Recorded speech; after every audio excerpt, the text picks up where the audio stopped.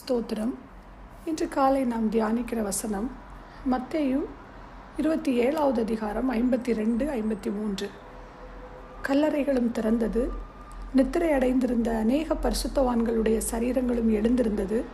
அவர் உயிர் தெழுந்த பின்பு இவர்கள் கல்லறைகளை விட்டு புறப்பட்டு பரிசுத்த நகரத்தில் பிரவேசித்து அநேகருக்கு காணப்பட்டார்கள். இந்த வசனங்கள் இயேசு கிறிஸ்து மகா சத்தமாய் கூப்பிட்டு ஆவியை விட்ட உடனே என்ன நடந்தது என்பதை நமக்கு சொல்கிறது. வசனம் 51 வாசிப்போம். அப்பொழுது தேவாலயத்தின் திரைச்சீலை மேல் தொடங்கி கீழ் வரைக்கும் 2ஆக கிழிந்தது, பூமியும் அதிர்ந்தது, கன்மலைகளும் பிளந்தது. இயேசுவின் காலத்தில் ஆலயத்தில் 2 அறைகள் இருந்தன. ஒன்று பரிசுத்த ஸ்தலம், மற்றொன்று மகா பரிசுத்த ஸ்தலம். இது கர்த்தரின் பிரசன்னத்தை குறிக்கிறது. இந்த 2 அறைகளும் ஒரு திரைச்சீலை அல்லது திரைச்சீலையால் பிரிக்கப்பட்டிருந்தது. வருடத்திற்கு ஒரு முறை பாவ நிவாரண நாளில் பிரதான ஆசாரியன் பரிசுத்த ஸ்தலத்திலிருந்து ஆலயத்தின் திரைச்சீலை வழியாக சென்று மகா பரிசுத்த ஸ்தலத்திற்குள் நுழைவார். அங்கு அவர் இஸ்ரவேல் சபையார் அனைவரின் பாவங்களுக்கும் பரிகாரம் செய்ய பாவ நிவாரண பலியின் இரத்தத்தை தெளிக்கிறார் என்று லேவியராகமம் 16வது அதிகாரத்தில் நாம் வாசிக்கிறோம். இங்கே இயேசு கிறிஸ்துவின் மரணத்தில் ஆலயத்தின் திரைச்சீலை 2ஆக கிழிந்தபோது அங்கே மகா பிரதான ஆசாரியரான இயேசு கிறிஸ்து மரணத்தின் திரைச்சீலையை கடந்து சென்று மகா பிரதான ஆசாரியராய் திரையை கடந்து பிதாவாகிய தேவனுடைய பிரசன்னத்திற்குள் நுழைந்தார் என்பதை நாம் இங்கே இந்த வசனங்களின் மூலமாக நாம் உணர்கிறோம். மகா பரிசுத்த ஸ்தலம் இப்போது அனைவருக்கும் திறந்திருக்கிறது.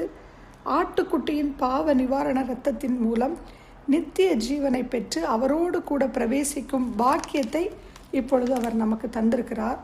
பழைய ஏற்பாட்டின் ஆலயத்தில் திரைச்சீலை வழியாக செய்யப்பட்ட நியமங்கள் கிறிஸ்து என்ன செய்ய வேண்டும் என்பதற்கு ஒப்பானவையாக இருந்தது. இப்போது அவர் அதை செய்து முடித்ததால் அனைத்து மனிதர்களும் கர்த்தருடைய பிரசன்னத்திற்குள் திரைச்சீலை வழியாக செல்ல தகுதி உடையவர்களாகிறோம்.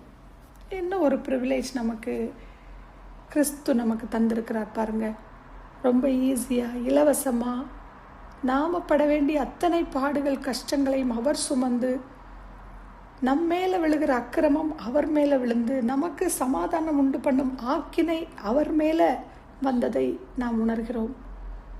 நாம் எதையுமே கொடுக்காமலே இலவசமாய் பெற்றிருக்கிறோம்.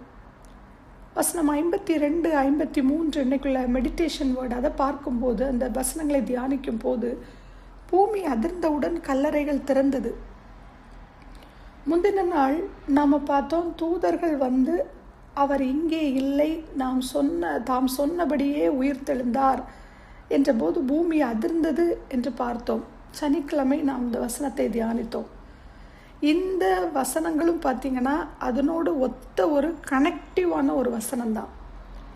அதே போல் இங்கேயும் கர்த்தர் படைக்கப்பட்ட ஒரு ஒழுங்கை அசைக்கிறார் என்று நாம் பார்க்கிறோம். இயேசுவின் மரணத்தில் கல்லறைகள் திறக்கப்பட்டாலும் பரிசுத்தவான்களின் உயிர்த்தெழுதல் இயேசுவின் உயிர்த்தெழுதலுக்கு பிறகு நடந்திருக்கிறது. அப்போ இது இயேசு உயிர்த்தெழுதலின் முதற் பலன் என்பதை எடுத்து காட்டுகிறது. 1 கொரிந்தியர் 15:20வது வசனத்தில் அவர் முதற் பலனாக இருக்கிறார் என்பதை நாம் வாசிக்கிறோம். இந்த 52, 53 வசனங்கள் மரணத்தின் மீதான வெற்றி. இயேசுவின் மரணம் ஒரு தோல்வி அல்ல, மாறாக கல்லறையின் அந்த வல்லமையை உடைத்து ஒரு எக்கால வெற்றி என்பதை நிரூபிக்கிறது. இன்றும் அவர் ஜீவிக்கிறவராக இருக்கிறார். நம் மத்தியில் அதை நிரூபித்து கொண்டிருக்கிறார். பழைய உடன்படிக்கை கடந்து கர்த்தரின் ராஜ்யத்தின் புதிய உயிர்த்தெழுந்த வாழ்க்கை தொடங்கி உள்ளது என்பதை அடையாளமாக காட்டுகிறது. இந்த பரிசுத்தவான்களின் உயிர்த்தெழுதல் இயற்கைக்கு அப்பாற்பட்ட செயலாக காணப்பட்டது. எப்படியாக ஒரு சீக்வன்ஸ் நடக்குது பாருங்க. இயேசு மரணிக்கிறார், பரிசுத்தவான்களின் கல்லறைகள் திறக்கப்படுகின்றது, இயேசுவின் கல்லறை திறக்கப்படுகிறது, இயேசு உயிர்த்தெழுகிறார், பரிசுத்தவான்கள் உயிர்த்தெழுப்பப்படுகிறார்கள். 2க்குமே நேரில் கண்ட ஐ விட்னஸ் ஏராளம். அதைத்தான் இங்கே எழுதுகிறார்கள். இந்த சம்பவத்தை தான் நம்ம சாட்டர்டே நம்ம தியானித்தோம். மத்தேயு 28:6 வசனத்தில் இது ஒரு வரலாற்று உண்மை. நமக்கு இது அழிந்து போகின்ற உலகில் என்னென்ன ஒரு 3 கண்ணோட்டங்களை இந்த வசனம் கொடுக்கிறது. என்னவென்றால் ரோமர் 8:11, அன்றியும் இயேசுவை மரித்தோரிலிருந்து எழுப்பினவருடைய ஆவி உங்களில் வாசமாயிருந்தால், கிறிஸ்துவை மரித்தோரிலிருந்து எழுப்பினவர் உங்களில் வாசமாயிருக்கிற தம்முடைய ஆவியினாலே சாவுக்கேதுவான உங்கள் சரீரங்களை உயிர்ப்பிப்பார். அப்போ முதலாவது சாவுக்கேதுவான நம் சரீரங்களை உயிர்ப்பிக்க வல்லவராயிருக்கிறார். அதே போல தானியேல் 12:2 நாம் பார்க்கும்போது, பூமியின் தூளிலே நித்திரை பண்ணுகிறவர்களாகிய அநேகரில் சிலர் நித்திய ஜீவனுக்கும் சிலர் நித்திய நிந்தைக்கும் விழித்து எழுந்திருப்பார்கள். அப்போ கர்த்தருக்குள் நாம் நித்திய ஜீவனை பெற்று நித்திய ஒரு அந்த ஜீவனை நோக்கி நாம் பயணிக்கிறவர்களாக இருக்கிறோம் என்பதை இந்த வசனம் மாத்திரம் இல்லை, இன்னும் நிறைய வசனங்கள் இருக்குது. அதை கோட் பண்ணலாம். நீங்கள் வாசிக்கும் போது அதை தெரிந்து கொள்வீர்கள். தனியாக டைம் எடுத்து இந்த காரியங்கள், இந்த வசனங்கள் எல்லாம் எங்கே இருக்குது அப்படின்னு தேடி கண்டுபிடிங்க. கர்த்தர் நிச்சயமாக அதுக்கு நமக்கு உதவி செய்வார். அதுபோல் எசேக்கியேல் 37:12 வாசிக்கும் போது, இது எதிர்காலத்தில் ஒரு உயிர்த்தெழுதலின் நம்பிக்கையை நமக்குள்ளே ஏற்படுத்துகிறது. அதாவது இயேசுவின் மரணத்திற்கும் உயிர்த்தெழுதலுக்கும் இடையிலான ஒரு வல்லமையை காட்டுகிறது. அவரது மரணம் நமது கல்லறைகளை திறந்து மரணத்தின் சாபத்திலிருந்து நம்மை வெளியே கொண்டு வருகிறதை நாம் பார்க்கிறோம்.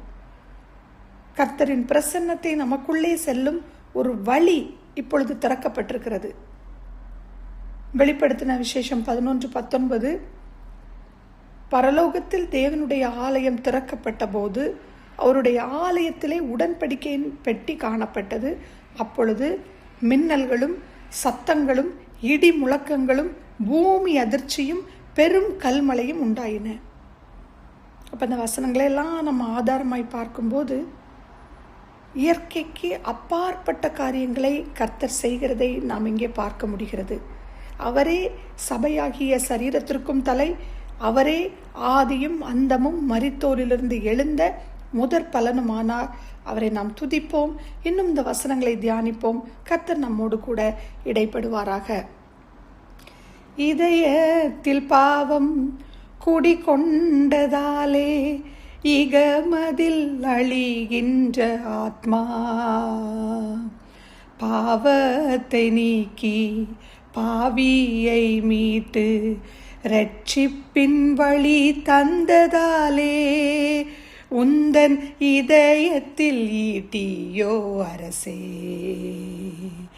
அதுதான் சிலுவையின் பரிசே.